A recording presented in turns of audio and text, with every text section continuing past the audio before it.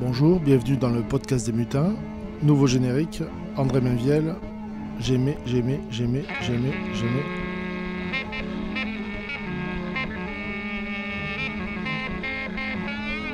Nous allons écouter ici la première partie d'une conférence de Ronnie Broman, donnée le 21 août 2025 à l'Estallada de las Arts à Uzeste.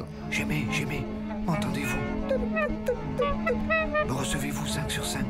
Je transmets ce que je reçois, mais je ne sais pas d'où ça vient. Des antennes un peu partout, dedans, dehors, et des micros sur tout le corps, dans le cerveau, dans les artères et dans les os. M'entendez-vous? La conférence s'intitule Israël-Palestine, le poids des mots. Première partie. Voilà, merci d'être venus si nombreux et nombreuses pour écouter Ronnie Broman. Alors Ronnie Broman, qu'on ne présente plus mais quand même, ex-président de Médecins sans frontières, toujours actif au sein de MSF. Et donc on t'a beaucoup entendu parler ces dernières années de la situation. Tu es peut-être moins invité sur les plateaux qu'avant, mais ça tu en parleras.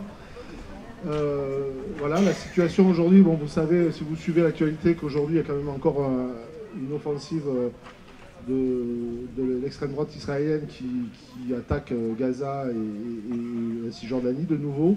Donc on est vraiment en plein dans le cœur de ça, mais bon, c'est surtout, toi tu vas parler des mots qui sont utilisés, et donc je vais vous laisser avec Ronnie. On a pu voir hier un film avant-hier avec lui qui s'appelle No Other Land qu'on a diffusé. Et donc je te remercie beaucoup parce que c'est la deuxième année que tu acceptes de venir à Uzeste avec plaisir et on est très content de t'accueillir ici. Voilà. Ronnie, à toi, et puis après il y aura un échange avec vous quand tu en auras marre de parler tout seul. En fait. Merci. Merci Olivier, c'est moi qui te remercie de cette invitation. Ça me fait grand plaisir de revenir ici. J'adore cette ambiance fraternelle. Elle n'est pas si fréquente, donc elle est précieuse.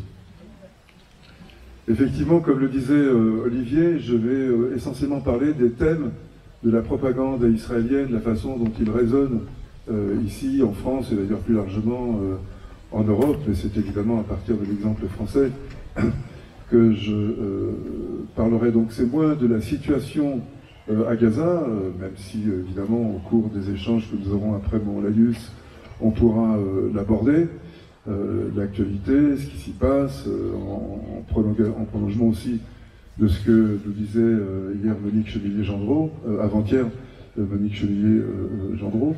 Mais c'est donc essentiellement les thèmes de la propagande comme une sorte de contre-argumentaire que je propose à la réflexion, que je propose aux réactions ici. Et je les diviserai en gros en deux parties. Une première partie que je vais aborder immédiatement, qui porte deux noms britanniques, deux noms anglais. C'est le whataboutisme, what about what's happening in Congo, in Sudan, in Burma, etc. Qu'est-ce qui se passe ailleurs qui fait que vous vous en désintéressez pour vous intéresser exclusivement à ce qui se passe en Israël. Sous-entendu, et c'est là qu'intervient le deuxième anglicisme, la deuxième formule anglaise qui résonne bien, no Jews, no news. C'est un des aphorismes préférés d'un grand nombre de relais de la propagande israélienne en France, pas sous-entendu d'ailleurs, très clairement exprimé. S'il n'y a pas de juifs impliqués dans les crimes, ces crimes n'intéressent personne. Quand un arabe tue un autre arabe, quand un noir tue un autre noir, on s'en fiche, mais quand un juif tue quelqu'un d'autre, à ce moment-là, ça devient un problème. Sous-entendu, cette condamnation ne procède pas d'un attachement aux droits de l'homme, à la démocratie, à des principes universels, mais à la haine des juifs. Et donc, il s'agit de les prendre sur le fait lorsque quelque chose de fâcheux se produit. Et cet argument peut sembler recevable dans la mesure où il y a en effet des guerres extrêmement cruelles qui se déroulent ailleurs qu'en Palestine. Je pense évidemment à la République démocratique du Congo, où depuis 30 ans sévit une guerre entre les milices entretenues par le Rwanda et l'armée congolaise. Guerre qui d'ailleurs a quelques résonances avec le conflit israélo-palestinien ou la guerre israélo-palestinienne.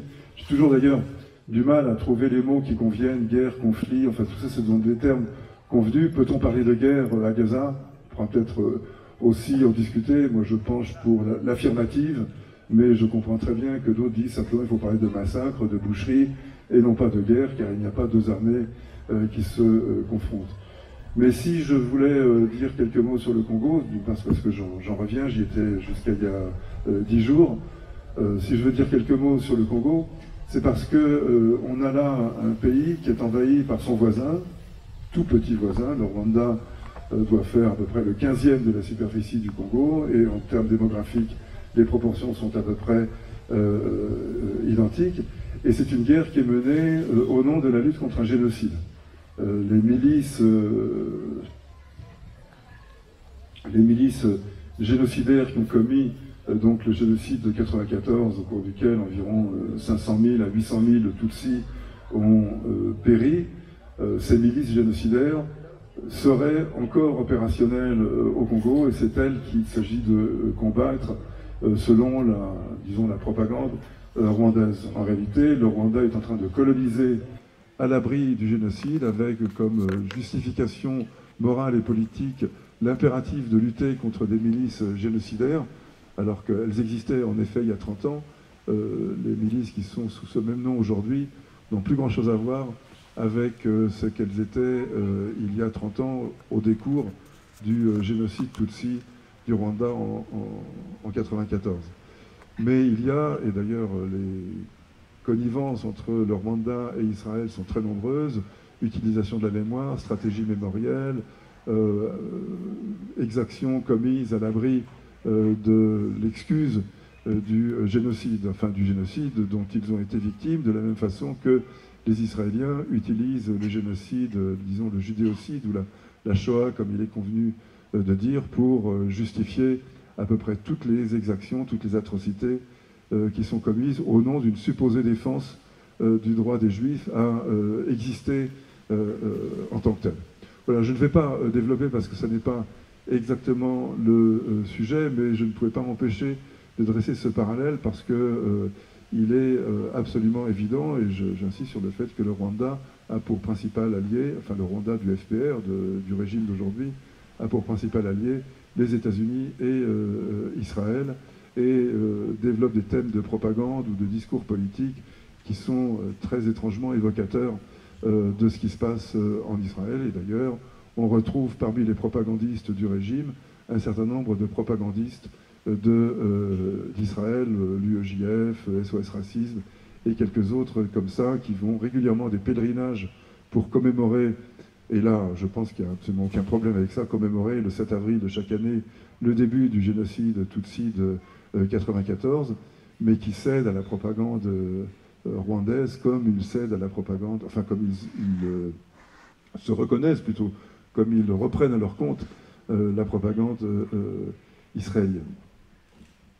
Mais pour en venir directement au point que j'abordais, c'est-à-dire le whataboutisme, l'idée selon laquelle les réactions que l'on doit avoir vis-à-vis d'exactions massives où des civils, des femmes, des enfants, des non-combattants sont pris pour cible, où les exactions connaissent une échelle importante, suppose qu'on ne partage pas, on ne divise pas la compassion que l'on éprouve pour les victimes dans le monde entier. C'est pas moi qui ai fait tout mon parcours dans l'action humanitaire qui dirait le contraire. En effet, je pense qu'il est important de lutter contre la tentation d'avoir une compassion exagérée, supérieure pour certaines victimes par rapport à d'autres. Du point de vue de la souffrance humaine, toutes se valent et il faut absolument éviter de faire la moindre échelle, par exemple, entre la souffrance de ceux qui se sont fait massacrer le 7 octobre et la souffrance de ceux qui se font encore massacrer aujourd'hui. Mais cette symétrie, cette équivalence dans la compassion, disons, ne peut pas s'accompagner d'une équivalence dans le jugement politique et dans les mobilisations qui en sont la conséquence. car ce qui se passe au Congo, en Birmanie, au Soudan, au Sud-Soudan, ou qui s'est passé encore en Syrie pendant les années 2010, avec une guerre qui a fait probablement dans les 400 000 à 500 000 victimes, donc qui a été une guerre absolument atroce, menée largement, enfin en grande partie contre les civils syriens. Dans tous ces conflits, et d'ailleurs je pourrais rajouter l'Ukraine, l'invasion de l'Ukraine, d'une partie de l'Ukraine par la Russie, tous ces conflits font l'objet d'une réprobation méthodique, systématique, voire de sanctions. Je rappelle, pour ceux qui l'ignoreraient, que sur la liste des pays sanctionnés par l'Europe à divers titres figure en gros un peu plus d'une quarantaine de pays. Mais on n'y retrouvera pas Israël, qui pourtant se rend coupable d'exactions au moins aussi grandes, voire beaucoup plus importantes que les pays qui sont visés par ces sanctions. Le seul pays qui commet des exactions, des atrocités à grande échelle, qui se livre aujourd'hui à ce qui est assez largement considéré par des juristes, par des historiens spécialisés, y compris par des juristes et historiens spécialisés israéliens, qui est considéré comme donc un génocide, et personnellement je me reconnais pleinement dans cette appellation. Je renvoie à la conférence de Monique Chemillet-Gendreau d'avant-hier, qui a été absolument limpide sur cette question-là. Eh bien, ce génocide, il est accompli avec, non pas dans la passivité, comme c'est à mon avis trop souvent dit, mais avec la complicité active, c'est-à-dire avec la participation de ceux qui continuent d'accueillir les exportations israéliennes, qui continuent de signer des contrats de coopération culturelle, industrielle, économique, de façon continue, donc avec Israël.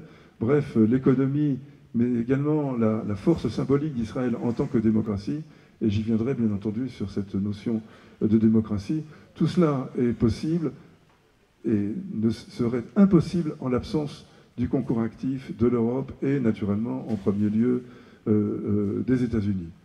Donc nous sommes directement impliqués dans ce génocide, et pour ceux qui sont un peu gênés éventuellement par le génocide, par les crimes contre l'humanité dont la qualification est absolument hors de toute possibilité de contestation, ces crimes contre l'humanité, ils sont commis avec, en partie avec notre argent, en partie avec donc, notre contribution, à la fois financière, politique et donc symbolique. Si bien que cela nous regarde beaucoup plus du point de vue politique que les exactions qui sont commises dans les pays que j'ai évoqués, au Soudan, au Congo, etc. Et puis, deuxième raison, disons, moins immédiate, mais qui a pour elle une certaine profondeur historique, l'idéologie politique au nom de laquelle ces exactions sont commises, à savoir le sionisme, il a son origine en Europe. C'est en Europe qu'est né le sionisme, et même d'une certaine manière entre l'Autriche et la France avec Theodor Herzl. Je ne vais pas remonter dans l'histoire du sionisme pré-territorial, disons, du 19e, mais au XXe siècle, c'est très clairement en Europe que naît ce nationalisme juif, influencé d'ailleurs par la prolifération des nationalismes dans le contexte de la chute des empires européens. Cette idéologie, elle est en Europe, elle a pour elle cette particularité de se présenter comme un mouvement émancipateur, mais qui veut émanciper, qui veut libérer une terre sur laquelle n'habitent pas ses protagonistes.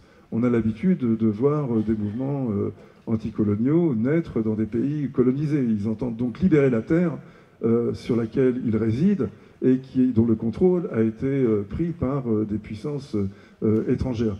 Là, c'est de l'étranger qu'arrive une idéologie dite libératrice pour donc installer des Juifs sur une terre sur laquelle ils ne résident pas, mais vers laquelle il s'agit de les envoyer. Donc, à la fois notre participation active à ce qui se passe en Palestine et l'origine historique, politique du sionisme qui est profondément européenne, et d'ailleurs, je l'indique au passage, Herzl, donc le père fondateur de la nation juive, Herzl présentait le projet territorial en Palestine comme un projet colonial, et il s'agissait d'exporter la langue allemande, en l'occurrence, puisque lui était autrichien, donc germanophone, et il s'agissait d'installer un bout d'Europe dans ce Proche-Orient déjà compliqué, qui faisait l'objet de toutes sortes de convoitises, puisque des richesses, évidemment, que chacun connaît, étaient éventuellement à attraper, à capter là-bas. Mais bon, ma conférence ne porte pas sur le sionisme lui-même, on pourra y revenir éventuellement dans la discussion si certains d'entre vous le souhaitent. Mais ces deux arguments me paraissent suffisants pour justifier que la scène politique, la scène médiatique, disons l'espace public, soit le terrain légitime pour évoquer la situation, pour susciter des mobilisations critiques, contestataires, beaucoup plus que pour les autres pays, sans pour autant établir une échelle de souffrance qui serait indéfendable entre la souffrance palestinienne et par exemple la souffrance congolaise ou soudanaise. Ça n'est pas de ça qu'il s'agit. Il s'agit de notre responsabilité politique et historique ici. Ça me paraît absolument essentiel à rappeler, d'autant plus essentiel que ça n'est à peu près jamais évoqué là. Je rappelle que par exemple, on a deux situations dans lesquelles des pays, disons trois situations, dans lesquelles des pays envahissent leurs voisins, colonisent, installent des populations, déportent, tuent. Ce sont le Congo, dont j'ai parlé à l'instant, et qui voit d'ailleurs un certain nombre d'alliances se reconstruire du fait de sa position de victime de l'agression rwandaise, même si ça a été très tardif, du fait de la protection par l'invocation du génocide, ça commence à exister. Mais les deux autres sont beaucoup plus présents dans l'esprit de chacun. C'est la Palestine, évidemment, c'est le sujet principal de ma présentation, mais également l'Ukraine. On a actuellement, et personnellement je l'indique tout à fait, même au risque de choquer certains, j'approuve ces sanctions qui sont prononcées contre la Russie, parce qu'un pays qui viole une frontière, qui s'installe dans le pays voisin, qui déporte, qui tue, qui occupe, qui annexe, mérite, et notamment parce qu'il est dans l'espace européen, mérite que les Européens se mobilisent là-dessus. Alors les objectifs, les circonstances, les détails de tout cela peuvent s'ouvrir à discussion, mais l'idée qu'il soit légitime de sanctionner un pays qui fait ce que je viens de dénoncer me paraît là aussi au-delà de toute discussion. Eh bien, on voit l'étendue du, disons, deux poids, deux mesures, de la différence de traitement absolument révoltante, absolument écœurante, puisqu'un autre pays qui occupe, qui annexe, qui déporte, qui tue en masse, lui, il fait l'objet d'une sorte de protection à la fois symbolique par le qualificatif de démocratie, mais également matérielle, économique, dans les circonstances que j'ai déjà évoquées à l'instant. Donc voilà la raison pour laquelle il me semble qu'il est justifié de revendiquer la place particulière, la place singulière qu'occupe la Palestine dans nos esprits, sur l'espace public, et de renvoyer ceux qui parlent de whataboutisme ou de no Jews, no news, de les renvoyer à leurs propres occupations, parce que manifestement, ils ont loupé une partie essentielle du débat du problème. Enfin, ils ont loupé, ils ignorent délibérément, naturellement, cette partie-là. J'en viens à la deuxième partie de ma présentation, qui concerne les mots et les formules qui sont employés. J'ai besoin de mon petit pense-bête quand même, parce qu'il y en a tant. Oh là là là là. Je risque de les oublier. Voilà, ça y est, je m'en sors. Non, un petit aperçu, disons, historique, sans doute pas très connu ici, sur l'utilisation de certaines formules. Au début des années 2000, donc au moment où il est clair que le processus d'Oslo a capoté, j'y viendrai d'ailleurs sur les raisons pour lesquelles il a capoté, et au moment de la deuxième intifada, donc avec la série d'attentats et l'atmosphère brûlante qui régnait à l'époque, y compris d'ailleurs en France déjà, est apparue une notion, une notion propagandiste en Israël, connue en Israël en tout cas, sous le nom de conceptia, la conception. Et la conception, c'est le petit appareil d'idées, de formules, qui devait servir à établir une sorte de mur de protection pour défendre ce que faisaient les Israéliens, à savoir l'accélération de la colonisation, les provocations de Sharon sur le mont du Temple et autres, l'esplanade des mosquées dites mont du Temple en Israël.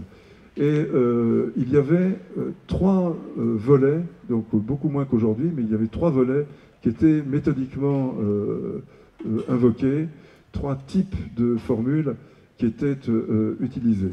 L'une, c'était, sans ordre hiérarchique, hein, la première qui me vient à l'esprit, c'est la notion de légitimité. Et on voit d'ailleurs à quel point elle renaît aujourd'hui. La remise en cause de la légitimité de l'État d'Israël, d'Israël en tant qu'État juif, était considérée comme une insulte à l'ensemble de la population israélienne et comme une manifestation d'hostilité vis-à-vis des Juifs à qui on ne voudrait pas reconnaître la dignité étatique. Assez cocasse quand on voit ce que font les Israéliens aujourd'hui avec la dignité étatique palestinienne, où le simple fait d'évoquer un État palestinien est qualifié d'abjection antisémite. Mais c'était les Israéliens ont l'art du retournement, ont l'art de l'inversion du propos et du raisonnement, comme peu de pays l'ont par ailleurs.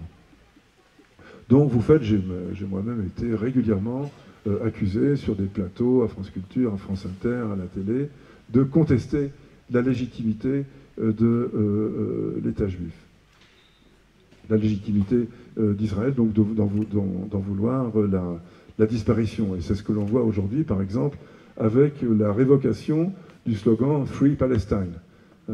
Libérer la Palestine, ça veut dire, dans l'esprit des défenseurs d'Israël, tuer les Juifs, les jeter à la mer. Ce qui est déjà très évocateur de la conception qu'eux-mêmes ont de Free Israel ou de Free Palestine, qui consiste, comme on le voit aujourd'hui, à jeter les Palestiniens en dehors de leurs frontières. C'est en cela que je parle d'inversion, et c'est une stratégie méthodiquement employée par les Israéliens.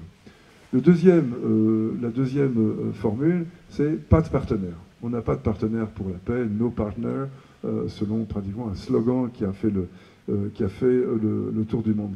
Pas de partenaire pour la paix, ça voulait dire que si on traite avec l'OLP, le Fatah, il y a le Hamas qui est là en embuscade et qui ne peut pas être un partenaire. Pourquoi il ne peut pas être un partenaire? Parce qu'il ne peut pas être un partenaire. C'est le genre de tautologie, de raisonnement circulaire, auto-vérificateur, dont les Israéliens sont très friands. Donc on n'a pas de partenaire. Pourquoi on ne discute pas? Parce que pour discuter, il faut être 2. Et là, on est 3, 4, 5 ou pas du tout. Et donc il n'y a aucun moyen de discussion. C'était d'ailleurs ce qui était reproché, enfin ce qui était pas reproché, ce qui était invoqué comme prétexte pour refuser toute discussion avec l'OLP, avec le Fatah de Yasser Arafat, qui ne pouvait pas être un partenaire puisque c'était un terroriste qui œuvrait à la destruction des Juifs. Quand on a éliminé le Fatah, l'OLP, le Hamas est venu, maintenant le Hamas est évincé, un autre viendra à la place et ne sera toujours pas un partenaire. Pourquoi il n'y a pas de partenaire? Parce que les Israéliens n'ont aucune envie de discuter. Et pourquoi le ferait-il? Ça, c'est la question qui renvoie à ce que je disais un peu auparavant. Ils n'ont aucune raison de discuter puisque toutes leurs exactions, toutes leurs politiques conquérantes, le grignotage des terres, le vol, l'expropriation, etc., sont approuvées de fait par la communauté internationale. Donc ils n'en tirent que des bénéfices. En bonne logique libérale, ce qui apporte des bénéfices doit être poursuivi. Et donc Israël continue de faire ce qu'il fait et d'invoquer l'absence de partenaires pour se livrer à cette politique coloniale que nous savons. Et puis, le troisième, qui était presque la conséquence des 2 premiers, c'est pas le choix. Il y a une formule en hébreu, ein brera, qui veut dire on n'a pas le choix, on ne peut pas faire autrement. Sous-entendu, on aimerait, parce que nous sommes la civilisation, nous sommes les Lumières, nous sommes comme le disait Ehud Barak, une villa dans la jungle. Ben, quand on est une villa dans la jungle, on vit dans le confort.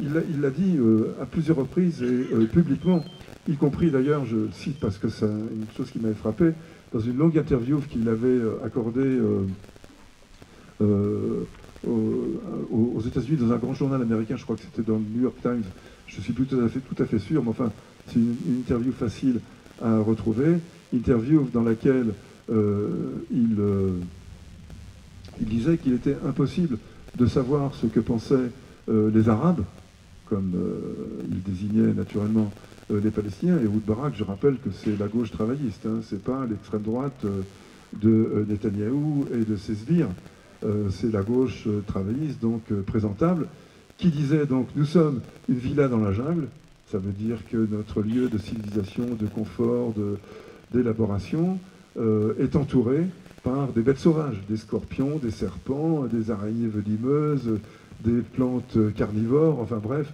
une hostilité générale. Donc quand on n'a pas le choix, on ne va pas discuter avec des scorpions et des serpents. On se défend contre eux et on fait ce qu'on peut. C'est cela qui est contenu dans le terme « il n'y a pas le choix ».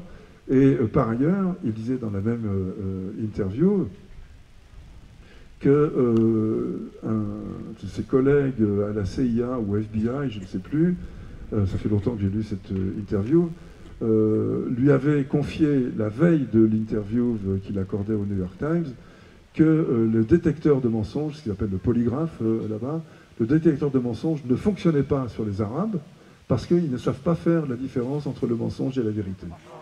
Voilà le genre de représentation qui domine. J'insiste sur le fait que ça venait d'Ehud Barak et non pas de Smotrich ou de Ben-Gvir ou de gens comme ça qui, eux, ne s'embarrassent pas de ça. Ils disent, eux, la valise ou le cercueil, c'est simple, c'est clair, ils ne s'embarrassent pas de telles circonvolutions. Mais c'est ce qui a été convenu de faire. Et puis, pour me référer à la dernière grande formule de l'époque, le processus de paix, qui, selon les diplomaties, les chancelleries occidentales, était mise en difficulté du fait d'un certain nombre d'exactions, d'expropriations, d'installations de colonies en Cisjordanie occupée. La réaction, c'était qu'il risquait d'y avoir une mise en péril du processus de paix. Mais le processus de paix lui-même était un abus de langage, car ce qui a été conçu, je pense, de façon sincère, à l'Ouest, disons, en Europe, comme un processus de paix, c'est-à-dire le traité signé à Oslo, sur lequel, disons, au cours des 5 années qui allaient suivre, peu à peu, les choses allaient s'arranger. En gros, une reconnaissance finale de l'État palestinien serait adoptée. Ben, il avait très mal commencé, il s'est très mal et il s'est très mal poursuivi. Il a commencé par une reconnaissance unilatérale qui a été considérée comme allant de soi par tout le monde, c'est-à-dire l'OLP reconnaissait Israël, qui ne reconnaissait pas l'OLP. Ça, cette asymétrie dans la reconnaissance, y compris cette asymétrie juridique fondamentale, était déjà le signe que ce supposé processus de paix était en fait un trompe-l'œil, était un rideau de fumée, à l'abri duquel se sont passés les événements que l'on a pu constater ailleurs, c'est-à-dire l'accélération de la colonisation, des implantations d'habitations, des saisies de terres, des expropriations, toujours plus nombreuses, toujours plus violentes, et cela à peu près quel que soit le type de gouvernement, disons, gauche travailliste ou droite nationaliste, pour le dire selon les termes consacrés. Moi je pense que la gauche est tout aussi nationaliste que la droite, et d'ailleurs on le voit en Palestine, puisque la courbe, disons, l'index de saisie de terre est absolument stable, quel que soit le gouvernement. C'est-à-dire, mois après mois, il y en a un peu plus, et la courbe est régulièrement ascendante depuis 1993 jusqu'à, disons, 2010 ou 2020 ou 2025 maintenant. Mais déjà, pendant la durée du processus de paix, entre donc 1995 et 2000, la colonisation a été continue. La seule variable qui était modifiée selon que c'était la gauche ou la droite, c'était le nombre de constructions sur les positions acquises, c'est-à-dire volées aux Palestiniens. La droite faisait sienne cette stratégie de provocation. À chaque visite étrangère, notamment américaine, on annonçait de nouvelles constructions comme pour tester l'acceptabilité de ces affirmations. Et d'ailleurs, le test était positif du point de vue israélien, puisque, à part quelques protestations de pure forme, rien de toutes les formes de coopération avec Israël n'était remis en question.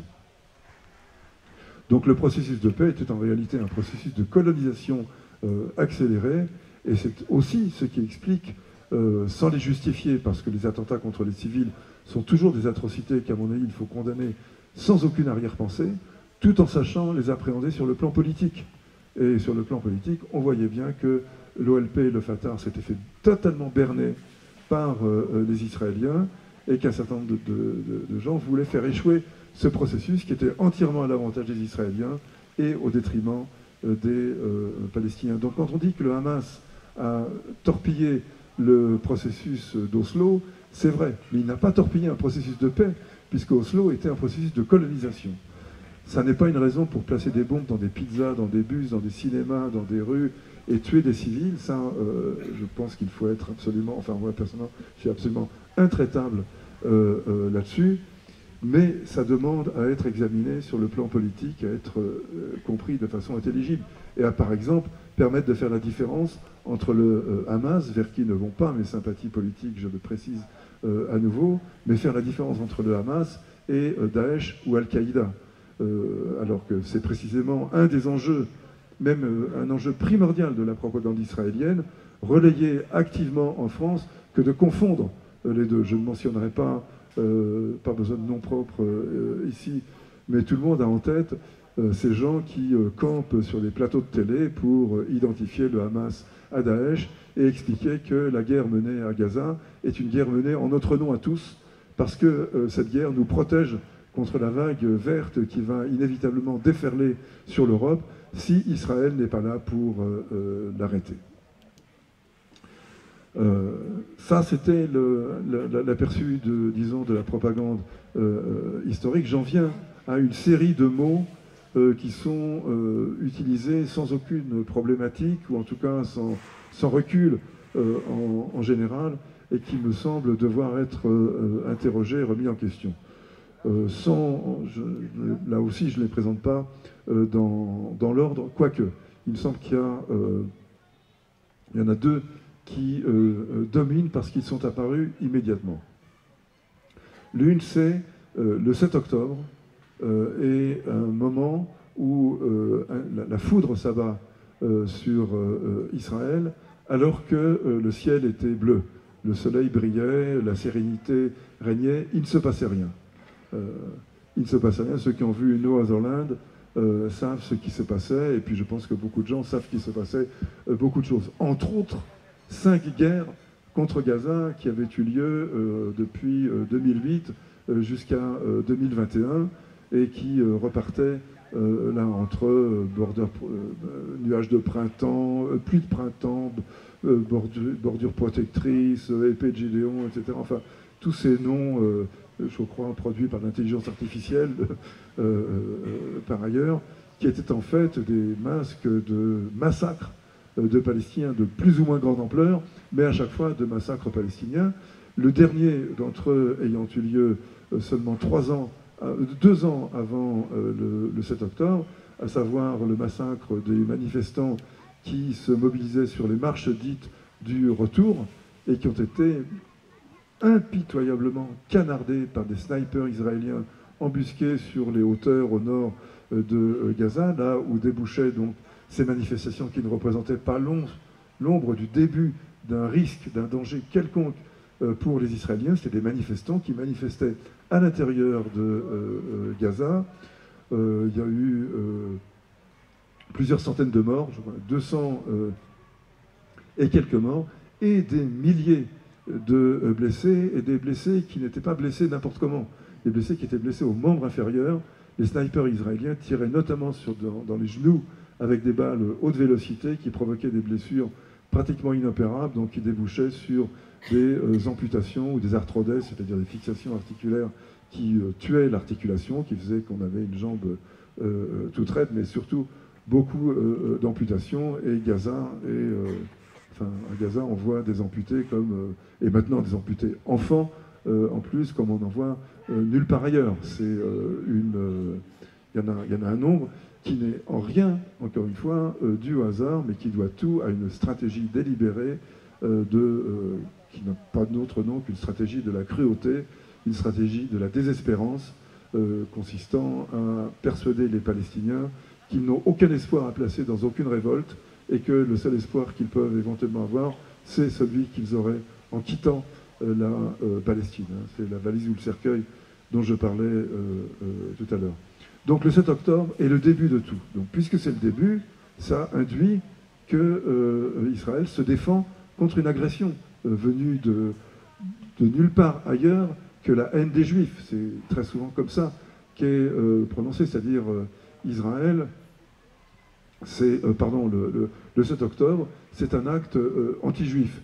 Et Olivier évoquait brièvement le fait que j'étais moins invité, voire pas du tout pendant de longues périodes sur les plateaux pour parler de cette histoire, pour parler de cette guerre. Ayant refusé, j'y viendrai dans un instant, de qualifier le Hamas de terroriste, et ayant activement dit que le 7 octobre n'était pas un acte anti-juif, mais anti-israélien, et que ce sont les Israéliens qui étaient visés, que rien ne permet de prêter aux attaquants du 7 octobre l'idée qu'ils se réjouissaient de tuer des Juifs, même si, il faut le préciser, quand on est en Palestine, Juifs et Israéliens, c'est la même chose. Dans le film No Other Land, à un moment, Yuval Abraham se présente, il arrive à Masafer Yatta, et bon, il parle très bien l'arabe, manifestement, donc les gens lui demandent d'où ils viennent, il a peut-être un fond d'accent, quoique c'est même pas certain, et il répond en disant d'où il vient, et le sous-titre nous dit « Je suis israélien ». Mais dans le dialogue qu'il a avec les gens, il ne dit pas « Je suis israélien », il dit « Ani Yahoud », je suis juif. Parce que c'est comme ça qu'on dit. Moi, je me rappelle une fois, j'étais à Gaza.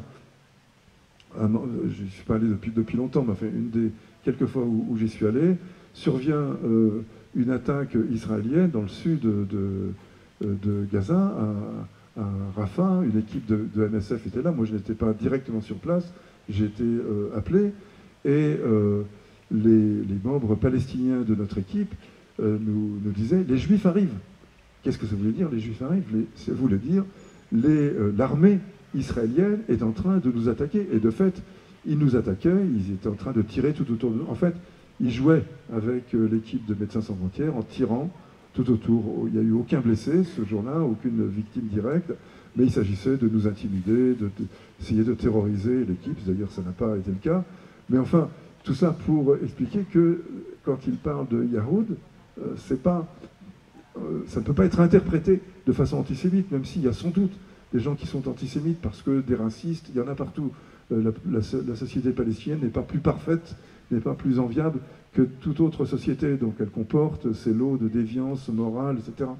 Mais en l'occurrence, c'est absolument gratuit de traduire cela de cette manière, c'est-à-dire de traduire le nationalisme palestinien qui n'a pas d'autre adversaire que le nationalisme juif, d'en faire un antisémitisme.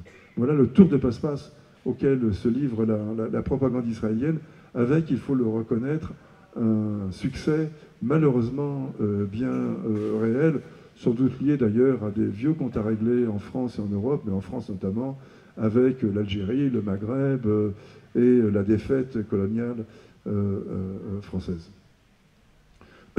Donc, début de la guerre, non, c'est la poursuite de la guerre, et c'est absolument essentiel parce que le droit de se défendre dont je parlais ne peut être invoqué que pour la population occupée.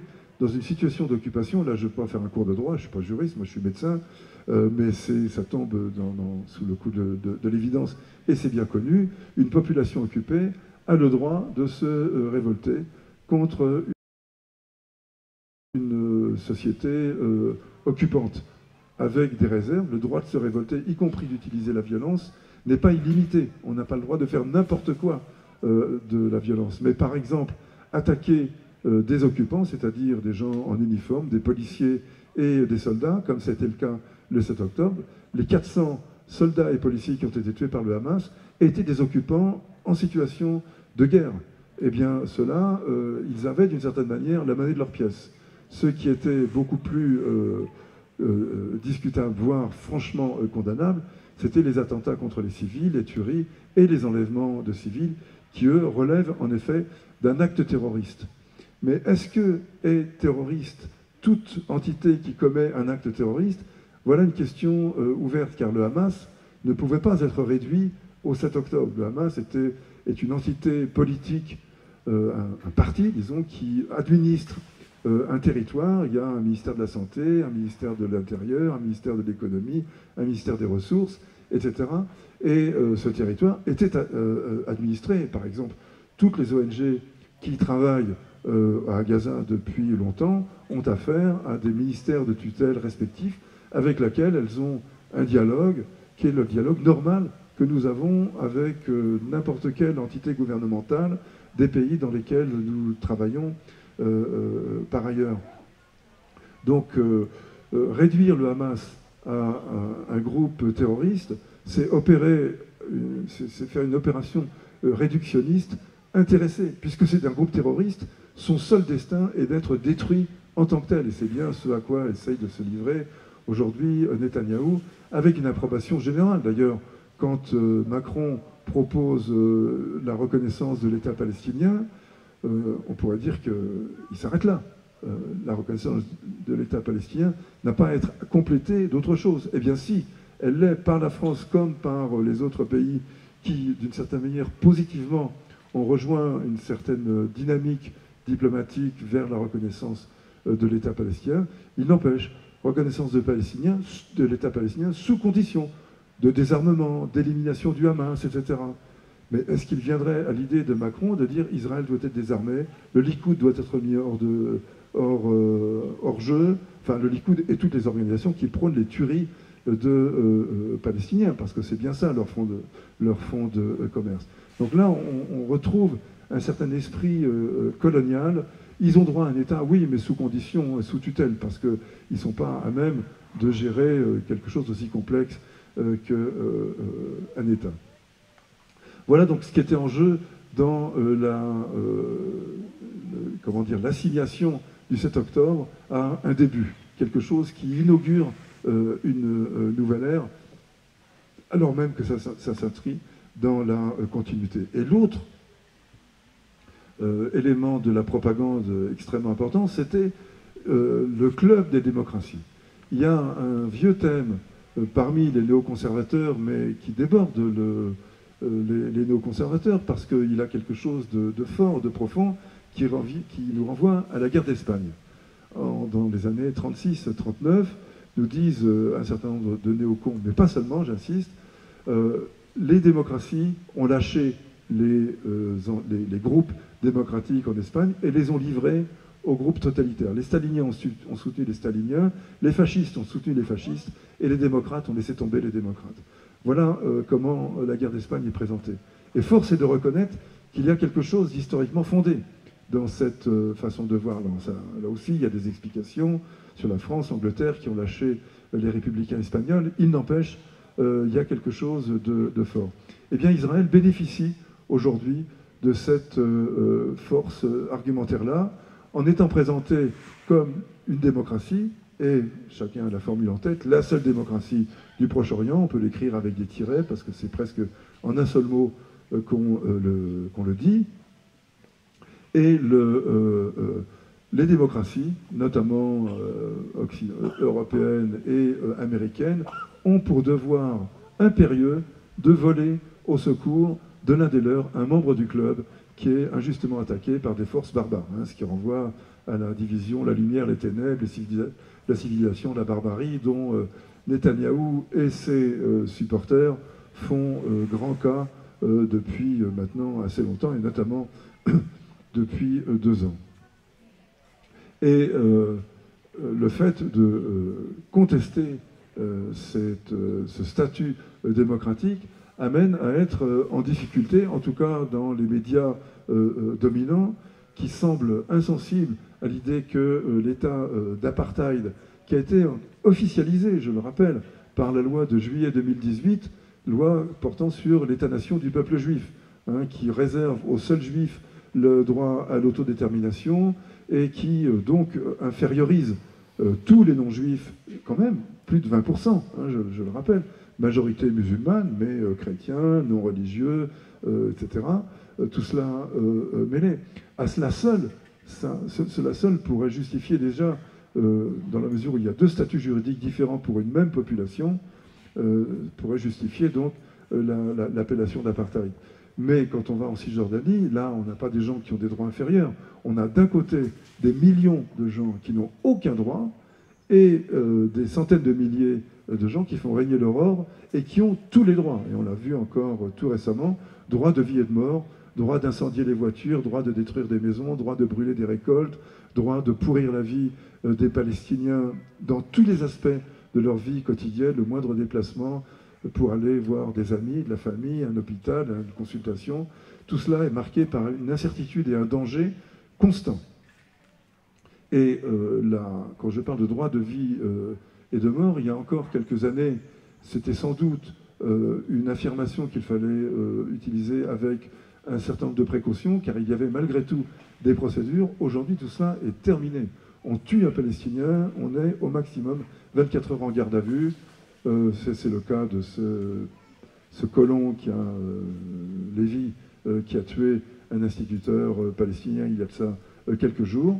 24 heures, même pas une nuit en garde à vue, 2 jours assignés à résidence, et ensuite il se balade avec son tracteur, il continue de faire les saletés qu'il commet au quotidien. Donc, tous les droits, aucun droit, c'est une situation d'apartheid radicale. C'est pas juste une suspicion, une accusation un peu oblique qui mériterait d'être discutée. Là, il n'y a plus aucun cas. Et si on en vient aux Palestiniens de Gaza, alors vraiment, quels droits ils ont aussi, on le voit depuis 2 ans. Donc, dire qu'un pays qui colonise, qui asservit, qui vole des terres, qui tue des gens en toute impunité, qui leur dénie. Rappelons quand même qu'il y a 7,5 millions de Juifs, 7,5 millions de Palestiniens dans l'espace territorial qu'est la Palestine mandataire. Eh bien, il y a une population qui vit dans une situation de suprématie et une population qui, de façon étagée, vit des délits de droit, voire une absence totale de droit. Comment peut-on qualifier une situation pareille de démocratique? Ça reste un mystère que peut-être les historiens ou les sociologues de demain s'attacheront à élucider. En tout cas, je suppose que plusieurs d'entre vous ont déjà fait l'expérience. Je l'ai faite à plusieurs reprises en public, dans des interviews. La personne en face de moi semblait totalement imperméable à la compréhension de cette situation. Quand même, disait-il, ou disent-ils, Israël a un gouvernement démocratiquement élu. Oui, en effet, un gouvernement démocratiquement élu et un gouvernement révocable.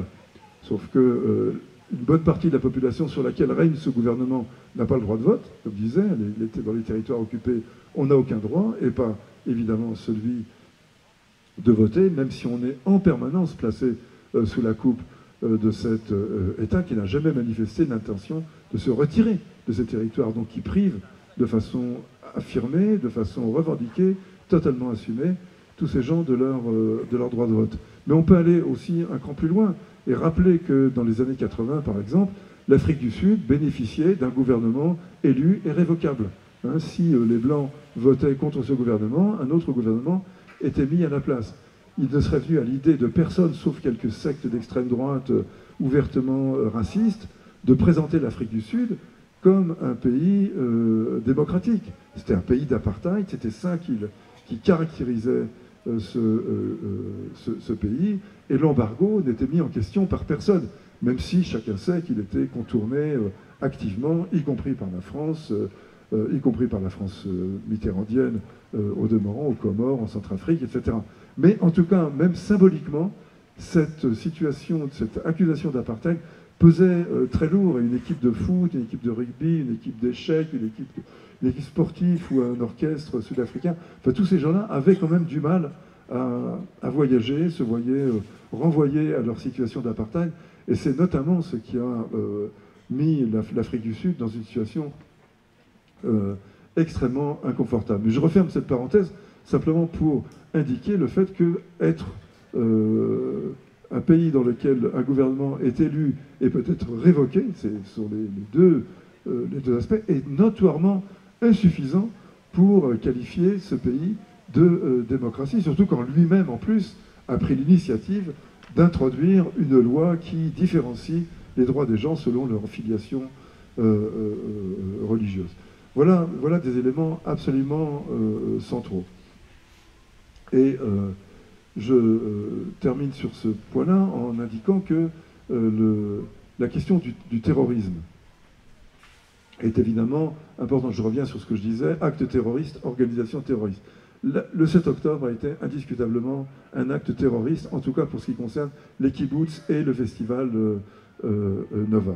Mais c'est, à mon avis, et de l'avis de beaucoup, insuffisant pour réduire le Hamas à cet acte terroriste, en faire une organisation terroriste. Mais si on pousse la logique un petit peu plus loin, on peut considérer que le terrorisme, c'est une méthode de combat, une méthode d'action qui vise à, par la terreur, par la tuerie, par l'effroi qu'il suscite, d'obtenir un but politique. C'est techniquement cela, le terrorisme. Eh bien, à ce moment-là, la première organisation terroriste dans la région, c'est l'armée israélienne, qui tue par dizaines et dizaines de milliers pour être modeste, dans un but politique, pas simplement pour le goût de tuer. Hein, c'est pas un gang de sadiques, de tueurs à la bave aux lèvres. C'est une organisation qui tue, qui terrorise, qui dépossède, dans le but d'obtenir un résultat politique. À ce moment-là, l'armée israélienne donc devrait être qualifiée de terroriste. Il se trouve que le terrorisme ne peut juridiquement, pas du tout politiquement, philosophiquement, là nous sommes absolument libres de dire ce que nous voulons dire, et personnellement j'insiste là-dessus, mais juridiquement, une armée étatique ne peut pas être qualifiée de terroriste. Pourquoi? Parce que il n'y a pas d'autre raison que parce que ce sont les États qui font les lois internationales, qui font le droit international. Ils se sont exonérés de toute possibilité d'être accusés de terrorisme. Là encore, je renvoie à la remarquable conférence de Monique Chemillé-Gendreau avant-hier, où on voit comment les États élaborent le droit en se préservant des espaces de repli, de protection, toujours soigneusement pensés. Mais enfin, nos conversations, nos opinions ne sont pas gouvernées exclusivement par le droit, mais aussi par des considérations d'ordre philosophique, d'ordre moral, d'ordre politique. Et personnellement, moi, je considère que l'armée israélienne se rend coupable d'actes terroristes au même titre que bien d'autres, et qu'à ce titre, s'il s'agit de confondre actes et institutions, eh bien, l'armée israélienne doit être considérée comme une organisation terroriste. Et puis, je finis sur 2 points. J'ai été évidemment plus long que ce que j'avais prévu, excusez-moi. Mais je finis sur 2 points parce qu'il me semble qu'ils occupent une place importante. Le premier, ce sont les notions d'occupation et de colonisation. Aujourd'hui, et là je me réfère à l'actualité, l'ensemble du discours sur Gaza et sur la Palestine s'oriente et est cantonné dans une position de repli que je qualifierais d'humanitaire.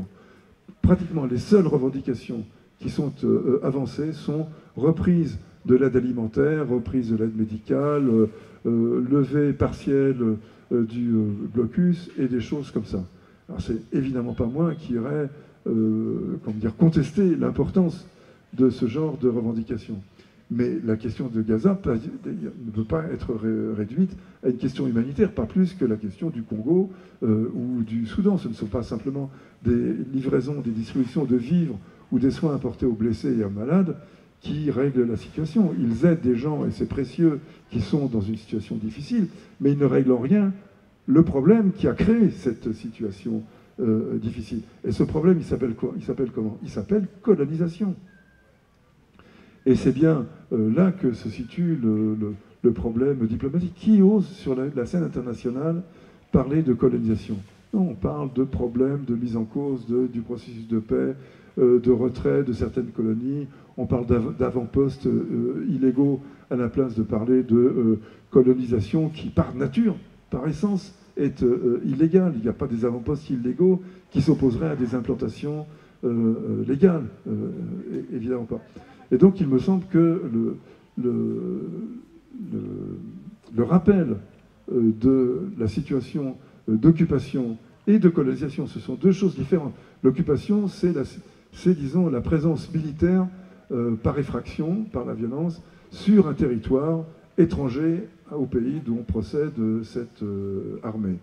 La colonisation, c'est l'implantation de populations civiles sur ces territoires. L'occupation n'est pas en elle-même illicite. L'occupation durable, l'occupation interminable, comme celle que nous voyons là, est évidemment illégale, illicite. Mais elle ne l'est pas en soi, elle l'est du fait de sa durée. Tandis que l'implantation de populations civiles, elle, quelle que soit la durée, elle est considérée comme un crime de guerre, elle est politiquement irrecevable et juridiquement condamnable. Mais qui la condamne? Évidemment, personne, sauf, disons, les usual suspects, dont la voix, de toute façon, n'est pas vraiment entendue.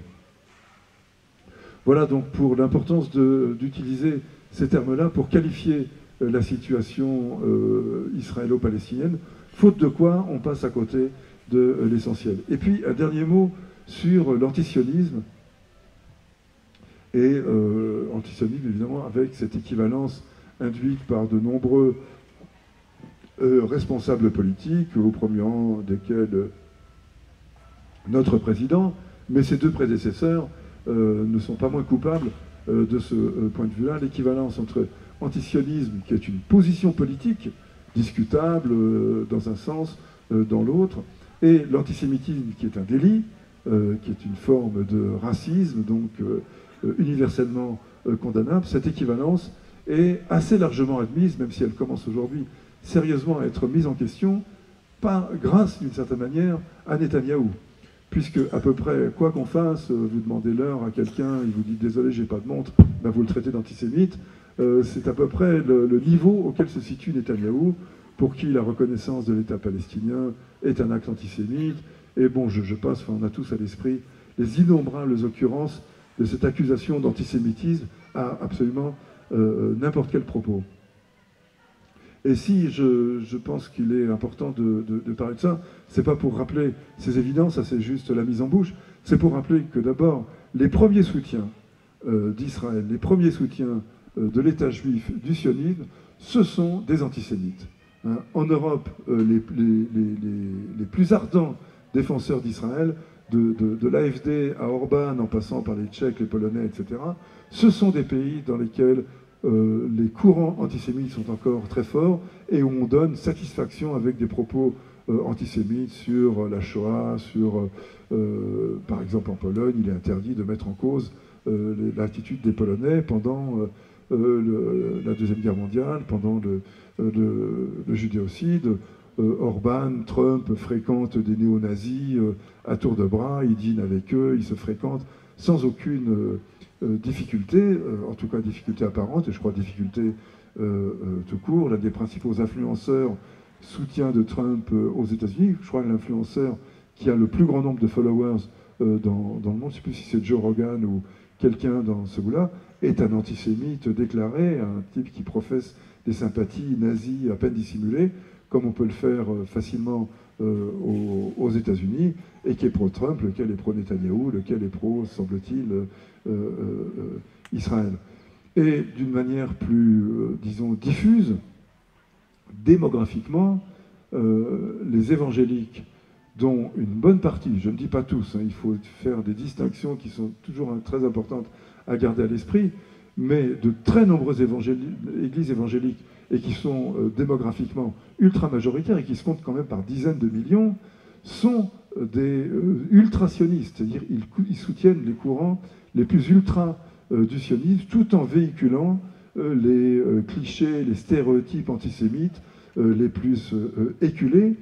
Et si cet antisémitisme fait très bien du sionisme, enfin se reconnaît dans le sionisme, c'est parce qu'ils partagent plusieurs notions communes.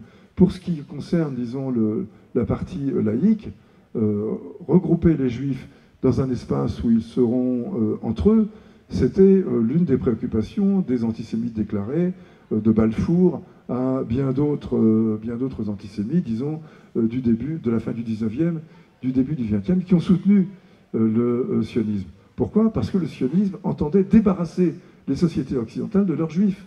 Donc il y avait l'antisémitisme n'étant pas nécessairement l'antisémitisme nazi, c'est-à-dire l'antisémitisme exterminateur, mais un antisémitisme, disons, purificateur, si j'ose dire, c'est-à-dire purifiant les sociétés occidentales des germes juifs qui les contaminent, pour parler dans le vocabulaire hygiéniste de l'époque. Donc il y a une affinité substantielle entre antisionistes et antisémites. Même si un certain nombre d'antisémites sont tellement haineux vis-à-vis des juifs, qui sont d'ailleurs également haineux vis-à-vis des musulmans, on le voit régulièrement à l'occasion de quelques faits divers, qu'ils vouent tous les deux aux gémonies, qu'ils veulent la destruction, la disparition des juifs, des musulmans et de tous les bougnoules en général. Et c'est une catégorie qui est très largement rassembleuse, disons, de ce point de vue-là. Mais ça, ce sont des secteurs, c'est anecdotique presque, enfin, c'est toujours inquiétant, c'est toujours même poignant de voir des choses comme ça. Mais enfin, c'est loin d'être majoritaire. Ce qui est majoritaire, c'est cet antisémitisme de bon aloi qui fait très bon ménage avec le sionisme et qui, au passage, quand il s'agit des évangéliques, veut regrouper les juifs en Palestine, ce qui leur permet de s'en débarrasser, donc déjà de se protéger de toute influence juive, mais aussi de hâter la venue, enfin le retour du Messie, et donc la guerre de Gog et Magog, le jugement dernier, le règne du Christ de 1000 ans, etc., qui passe, je le rappelle, par la destruction de tous les incroyants, les Juifs étant les premiers de ceci. Donc les amis des Juifs, c'est vraiment les amis évangéliques des Juifs sont, rêvent de leur disparition d'abord. Mais bon, comme disent les sionistes qui s'accommodent de cela, on verra à ce moment-là. C'est comme ça qu'ils s'en tirent. Pour l'instant, ce sont des alliés bienvenus. Ils sont racistes, ultra-conservateurs, homophobes, tout ce qu'on veut, mais ils sont pro-israéliens, ils le soutiennent en toutes circonstances. Et ce sont, je le rappelle quand même, c'est par dizaines de millions qu'ils se comptent. D'abord aux États-Unis, où la base, évidemment, comme on le sait bien, est la plus importante, mais également en Amérique centrale et en Amérique latine, où ils sont en nette progression, et également en Afrique centrale, en Afrique australe. Et là, il y a eu récemment une délégation de députés et de ministres du culte de divers pays africains qui s'est rendue en Israël pour soutenir, disons, toute honte post-coloniale bue, pour soutenir un régime colonial qui répondait à leurs vœux d'évangéliques, donc qui hâtait la venue du Messie. Voilà, donc là aussi, de rhétorique d'intimidation, l'antisionisme assimilé à l'antisémitisme, cette rhétorique d'intimidation peut être retournée en rappelant que la majorité des antisémites d'aujourd'hui sont pro-sionistes et que donc il n'y a absolument aucun lien. On peut être antisioniste et antisémite, comme je l'ai dit, mais c'est la rareté. On est bien souvent plus pro-sioniste et antisémite par ailleurs. Et enfin, je termine presque, en disant que pendant très longtemps, jusqu'à la Deuxième Guerre mondiale, la très grande majorité des Juifs, je ne parle pas d'une 51-52%, je parle de 80-90% des Juifs d'Europe étaient antisionistes, clairement antisionistes. Et l'histoire de l'antisionisme est d'abord une histoire juive. Et donc ceux qui cherchent à faire taire les antisionismes au nom de leur antisémitisme supposé sont simplement ignorants de cette réalité historique pour diverses raisons, crainte d'une accusation fondée, on le voit aujourd'hui, de double allégeance. Hein, quand on est français, pro-israélien, à qui on doit allégeance, à qui on accorde sa loyauté, à la France en cas de situation difficile, ou à Israël. Eh bien, en ce moment, on voit que ça n'est pas tout à fait évident, que ça devient de plus en plus problématique. Donc c'est, d'une certaine manière, l'hitlérisme, le nazisme, la Shoah, qui ont permis qu'un État juif soit créé comme une compensation du tort immense, effectivement, fait aux Juifs pendant la guerre. Mais ça n'est pas au détriment des Allemands, qui sont quand même les premiers responsables des tueries de Juifs en Europe. C'est au détriment d'une population colonisée, donc en l'occurrence les Palestiniens, les Palestiniens, que cette compensation a été donnée. On rembourse une dette avec le fric des autres. C'est à peu près comme ça, je plonge dans la poche de mon voisin et je rembourse ma dette comme ça. C'est surréaliste, c'est absolument énorme, mais ça correspond bien à une réalité historique. Et enfin, là, vraiment, pour terminer, parce que c'est un point d'actualité, on vient de voir l'impensable, enfin, c'est d'une certaine manière un petit détail par rapport à tout ce que je viens de dire, mais c'est tout de même énorme si on le pense de façon un peu consistante.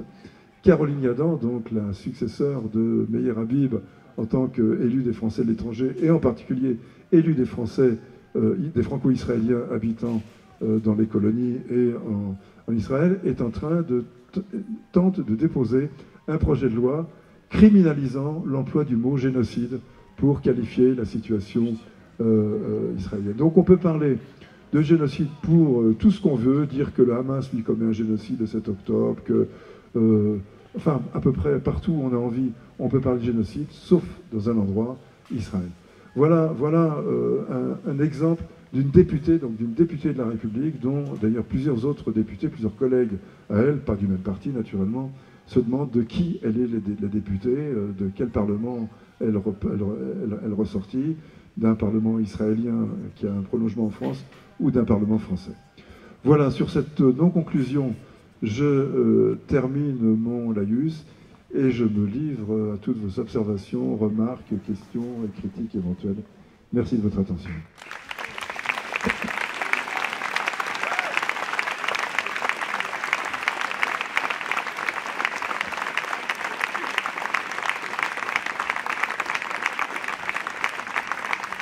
Merci Rudy. Il y a des questions, vous levez la main, et puis si on vous voit, vous pourrez répondre.